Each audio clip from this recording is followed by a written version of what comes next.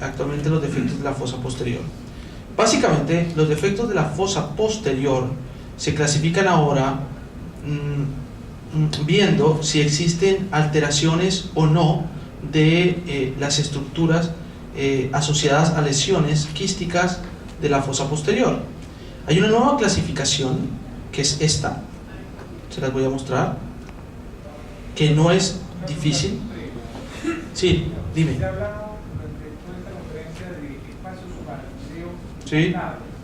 Espacio subaracnoideo, ¿qué? Aumentado. Dilatado, ¿no? Sí. Dilatado. Ajá. Entonces, ¿cuál sería el La- valor normal a partir del cual considerarlo dilatado o aumentado? Bueno, no hay una medida específica, se ha tratado de medir porque usted sabe que el espacio subaracnoideo no es simétrico en todas las regiones cerebrales. De hecho, uno tiene menos espacio subaracnoideo a nivel del seno longitudinal superior y tiene más espacio subaracnoideo a nivel de la fosa posterior.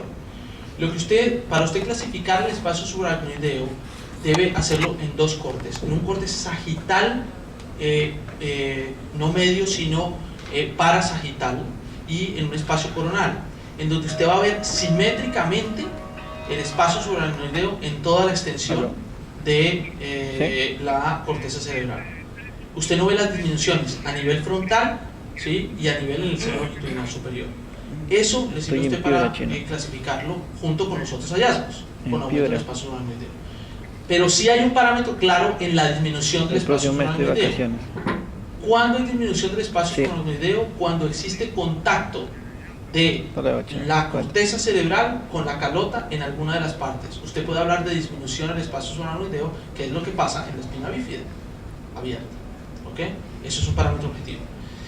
Miren, básicamente lo que quiero mencionarles es esto. Anatómicamente es muy importante estudiar el vérnix cerebeloso, y estos son los nuevos parámetros que se utilizan actualmente para la evaluación del vérnix cerebeloso, que se los había dicho en el principio de la mañana. Básicamente el vérnix cerebeloso se divide en tres partes, pero las partes más importantes son el clivaje y la unión del vérnix cerebeloso inferior con el superior con inferior en un sitio que se denomina el fastigum, que se encuentra en contacto con el cuarto ventrículo, y las dos fisuras más importantes, que son la fisura primaria y la fisura secundaria, básicamente que van a dividir en dos pirámides al hemisferio cerebeloso. Les voy a dar dos parámetros de evaluación importantes. Quiero mostrarles esto antes, que es la clasificación que utilizamos ahora. Básicamente la clasificación ya no se considera que existen variantes de Dandy-Walker, ¿ok? Eso lo tienen que abolir de nuestro vocabulario. La malformación de Dandy-Walker se traduce a hipoplasias de diferencia variabilidad del cerebelo y del vérnix cerebeloso. Es por eso que ahora clasificamos las anomalías del cerebelo en hipoplasia del cerebelo y displasia cerebelosa, es decir, existe la malformación de Dandy-Walker asociado al quiste, existe hipoplasia y displasia cerebelosa. Es muy importante asociarlo con quiste o no. ¿Por qué? Porque resulta que las lesiones cerebelosas se asocian de una manera frecuente a quistes que pueden llegar a comprometer uno de los lados de los hemisferios cerebelosos. Uno de los parámetros objetivos dentro de la evaluación es si existe o no existe hipoplasia del vérnix cerebeloso. ¿Cómo se evalúa eso? Evaluando un ángulo que se ha denominado el ángulo pontocerebelar, es decir, del puente o del tallo cerebral a el borde más inferior del vérnix cerebeloso. Si este ángulo es mayor de 40 grados, usted puede hablar de hipoplasia del vérnix cerebeloso asociada a las lesiones. ¿Cómo obtiene este corte en ultrasonido? Básicamente usted tiene este corte en ultrasonido en un corte sagital medio, estudiando las estructuras de la fosa posterior.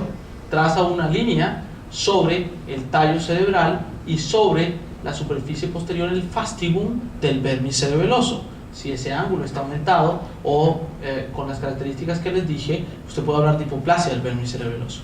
Recuerden que ya está comprobado que no existe agenesia completa del vérnix cerebeloso, sino diferentes grados de hipoplasia. Y uno hablaba en la malformación de Dandy-Walker de una agenesia completa del vérnix cerebeloso, pero no es así, y les voy a mostrar lo siguiente. Esta es una malformación de Dandy-Walker, donde existe un quiste en la fosa posterior, pero fíjense cómo cuando uno hace el corte transcerebelar debido al ascenso de la tienda del cerebelo que está aquí, el vérnix cerebeloso asciende y se vuelve hipoplásico, que uno cree que no está, pero realmente sí está. Lo que pasa es que está ascendido. Por eso es tan importante hablar y hacer las clasificaciones en las alteraciones de la línea media. Y finalmente, para uno hablar de las patologías de la fosa posterior, tiene que hablar del desarrollo del vértice cerebeloso. Es muy importante que ustedes tengan en cuenta esta tabla. Para los que quieran, la encuentran en la plataforma. En la plataforma está esa tabla, donde es la forma de hacer como una longitud craneocaudal del vértice cerebeloso, que actualmente es obligatorio hacerla cuando ustedes sospechen patología de la fosa posterior. Es decir, si ustedes encuentran megacisterna magna, tienen que hacer biometría del vértice cerebeloso. Están las tablas establecidas por edad gestacional, hechas por el doctor Jean-Louis Pilu, en donde ustedes toman un corte sagital medio, lo que hacen es dividir a nivel del fastigum, trazan una línea imaginaria, tienen el vértice cerebeloso superior y el vértice cerebeloso inferior, y hacen una biometría del vértice cerebeloso. ¿Ok? Voy a dejarlos con el doctor Daniel Cafici. Voy a volver a presentarlo. Daniel está aquí con nosotros, acaba de llegar en su acostumbrado periplo por todas partes del mundo. Él no se queda quieto. Daniel es un gran amigo, como lo presenté esta mañana, por lo cual nos une un sentimiento muy grande, no solamente en la parte personal, sino en la parte académica, y está vinculado con nosotros en todo esto de la parte de la enseñanza y el aprendizaje. Mientras Dani cuadra su computador, bueno, todos saben que viene de Argentina, es un hombre supremamente joven, más joven que cualquiera de nosotros. Él siempre dice que es viejo, pero él es muy joven. Y la otra cosa es que